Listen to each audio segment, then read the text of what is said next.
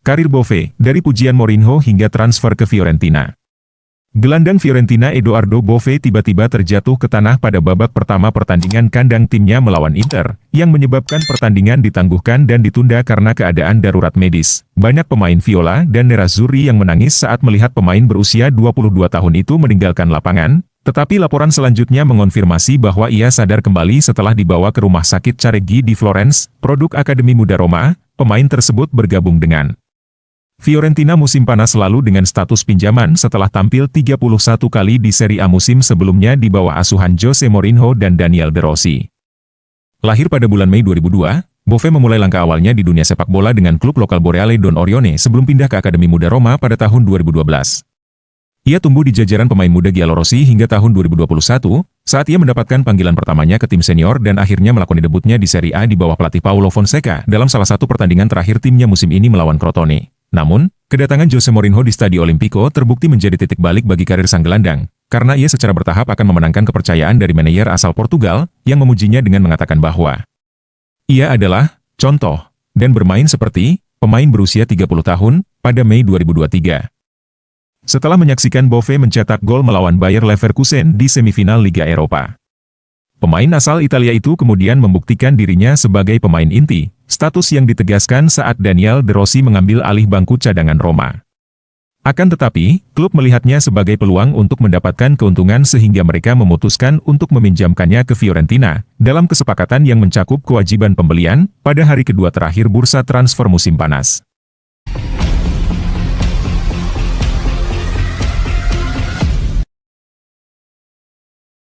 Kualitas wasit Liga Italia mulai dipertanyakan. Direktur olahraga AS Roma, Florent Ghisolfi, dengan keras mengkritik standar wasit di Serie A Liga Italia.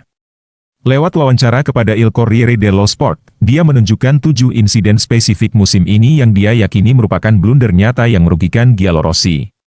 Ghisolfi mengatakan bahwa AS Roma sebelumnya menahan diri untuk tidak membuat komentar publik tentang wasit, tetapi dia merasa perlu untuk menyuarakan pendapat klub setelah 7 insiden terpisah di 13 pertandingan sejauh musim ini. Ghisolfi melanjutkan untuk meminta rasa hormat untuk AS Roma dari wasit dan delegasi wasit, dan juga menyerukan perubahan protokol wasit di Serie A. Roma telah kebobolan 7 kesalahan yang dikonfirmasi, diakui oleh surat kabar nasional utama dan tayangan ulang televisi, kata Ghisolfi kepada Il Corriere dello Sport. Meskipun demikian, klub selalu menghindari melebih-lebihkan tingkat kontroversi, dan juga berhenti memberikan alasan kepada tim di saat-saat sulit di lapangan.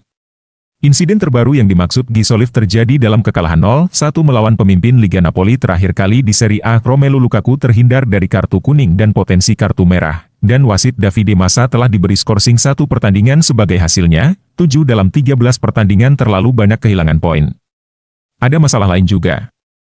Tidak satu pun dari 7 insiden itu yang melalui tinjauan ulang video. Jika insiden tersebut ditinjau oleh VAR, hasil akhirnya hampir pasti akan sangat berbeda, kata Ghisolfi. Ia kemudian melanjutkan untuk mengutarakan harapannya akan standar wasit di Serie A. Kami tidak lagi menerima kesalahan seperti ini dan meminta untuk dihormati oleh wasit dan institusi, terutama dalam periode di mana kesalahan dapat diselesaikan dengan teknologi. Kami ingin memainkan sepak bola di zaman kami, bukan dengan subjektivitas. Dan kami percaya bahwa protokol harus diperbarui dan tidak dapat ditembus.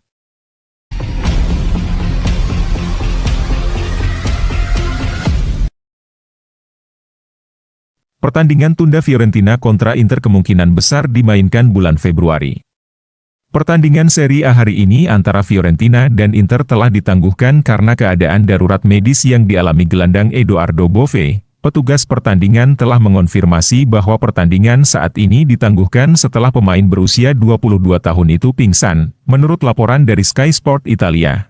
Pertandingan tunda Fiorentina kontra Inter kemungkinan akan dimainkan ulang pada bulan Februari, mengingat komitmen kedua klub di kompetisi Eropa masing-masing dan Supercoppa Italiana pada bulan Januari.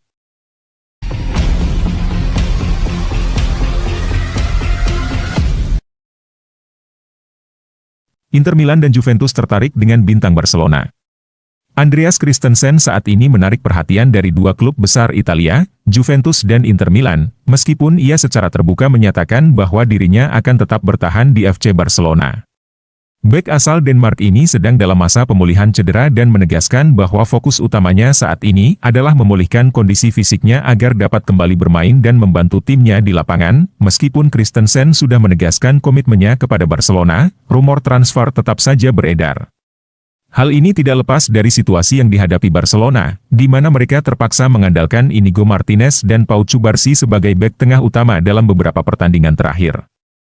Kondisi ini diperburuk oleh masalah finansial klub, terutama terkait pendaftaran pemain yang harus sesuai dengan peraturan Financial Fair Play, FFP, La Liga. Menurut laporan terbaru, baik Juventus maupun Inter Milan sedang mempertimbangkan langkah serius untuk mendapatkan jasa Christensen.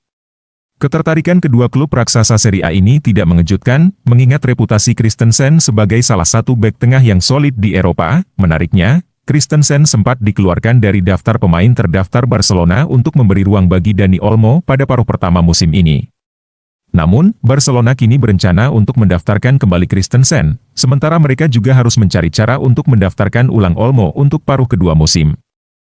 Situasi ini menunjukkan betapa kompleksnya manuver keuangan yang harus dilakukan klub untuk tetap kompetitif di level tertinggi. Selain itu, ketertarikan Juventus dan Inter Milan pada Christensen juga menjadi bukti bahwa kualitasnya tetap diakui di kancah sepak bola internasional, meskipun saat ini ia sedang tidak aktif bermain.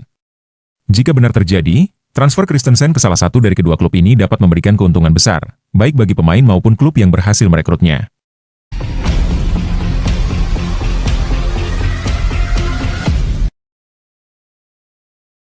Lecce 1-1 Juventus, Rebic di menit-menit terakhir menggagalkan usaha nyonya tua. Ante Rebic mencetak gol penyeimbang di masa tambahan waktu untuk menjaga Marco Giampaolo tetap tak terkalahkan di bangku cadangan Lecce, saat Juventus menyia-nyiakan keunggulan mereka di menit terakhir. Krisis cedera Bianconeri meningkat dengan absennya 9 pemain tim utama, termasuk Dusan Vlahovic, Nico Gonzalez, Weston S1 MCHE Pronunciation Kenny, Nicolo Savona, Arek Milik, Douglas Luiz, Gleison Bremer, dan Juan Cabal, sehingga Timwea kembali menjadi false 9. Tuan rumah memecat Luca Gotti dan pelatih baru Marco Giampaolo menang 1-0 saat bertandang ke Venezia pada debutnya. Tetapi Lamek Banda, Kevin Bonifazi, dan Baltasar Pierret tidak dapat beraksi. Juventus secara mengejutkan gagal membuka skor pada menit ke-6 setelah Kenan Yildiz menerobos dari sisi kiri dan melepaskan umpan silang ke kotak penalti, yang kemudian dituntaskan oleh Hepren Thuram dengan tendangan bebas langsung ke gawang. Bianconeri kembali menyerang gawang pada menit ke-16, saat Francisco Conceição memotong umpan yang salah di wilayahnya sendiri, berlari cepat ke depan dan melepaskan tembakan melengkung dari jarak jauh yang membentur tiang jauh. Weah berhasil memasukkan bola ke gawang pada menit ke-25 setelah Vladimiro Falcone melakukan penyelamatan atas Conceição, tetapi bendera offside sudah diangkat lebih dulu untuk Manuel Locatelli. Andrea Cambiaso dan Mattia Perin salah paham sehingga Patrick Dorgu hampir menerkamnya di kotak 6 yard, sementara Locatelli berlari kembali untuk memblokir serangan balik Hamza Raffia dan Perin menepis sundulan Nikola Krstovic pada tendangan sudut yang dihasilkan. Tendangan menyudut Krstovic dan Dorgu juga menguji Perin. Namun penyerang tengah itu melepaskan tembakan melebar dari serangan balik Dorgu.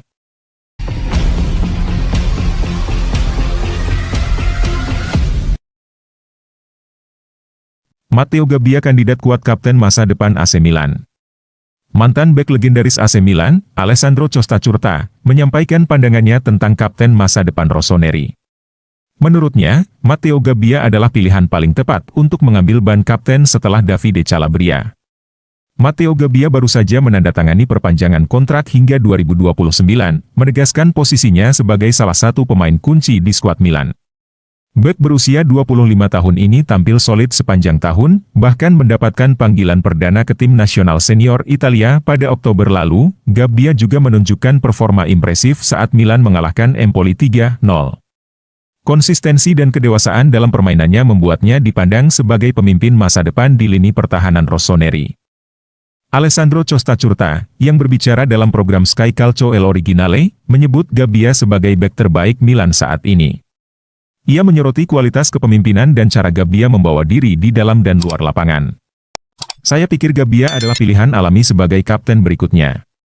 Dia berasal dari Akademi Milan, berbicara dengan baik kepada media, dan menunjukkan dedikasi tinggi untuk tim, ujar Costa Curta.